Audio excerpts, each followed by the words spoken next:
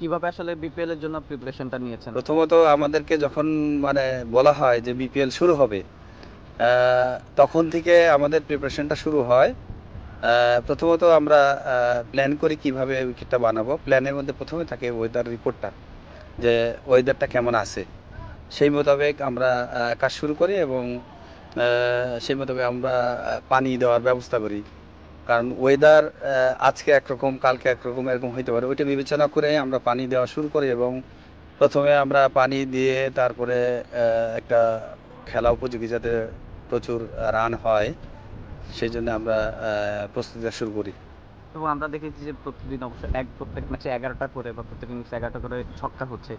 ছক্কা কিন্তু হচ্ছে। আসলে কিভাবে এই প্রসেসটা আসলো বা রানটা হওয়ার কারণটা কি? এটা প্রিপারেশনের উপরে নির্ভর করে।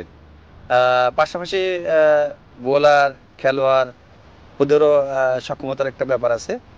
বা বিশেষ করে হচ্ছে আসলে আমরা বিপিএল এর জন্য যে ওয়ান ডে বা টি-20-র জন্য দর্শক যেরকম রান চায়, এই রানের কথা চিন্তা করে আমাদের উইকেটটা বানানো হয়।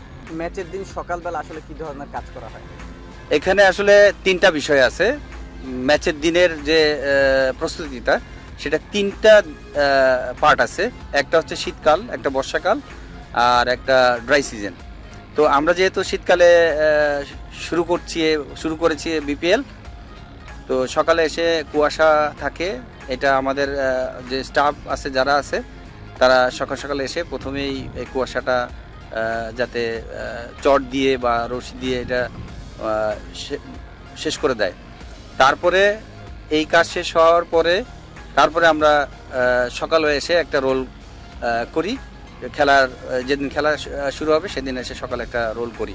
রোল করার পরে মোটামুটি প্রস্তুতি সম্পন্ন করা হয়। শেষ প্রশ্নটা হচ্ছে যে দুইটা ম্যাচ হয়, শেষ হওয়ার পর আসলে আপনাদের কি করা থাকে?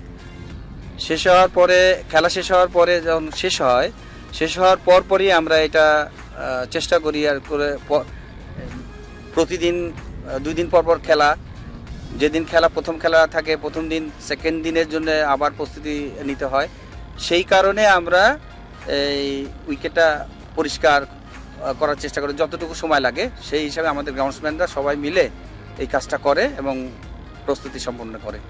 অ্যাকচুয়ালি আসলে এই একটা টিম কম্বিনেশন।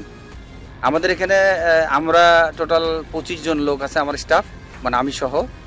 তো এই উইকেটটা প্রস্তুতির জন্য প্রত্যেকটা লোকের পিছনে অবদান আছে এবং তারা অনেক কষ্ট করে। সকাল সবার আগে আছে এবং সবার শেষে এই স্টেডিয়াম থেকে চলে যায় বাসায়, এবং তাদেরকে অনেক ধন্যবাদ।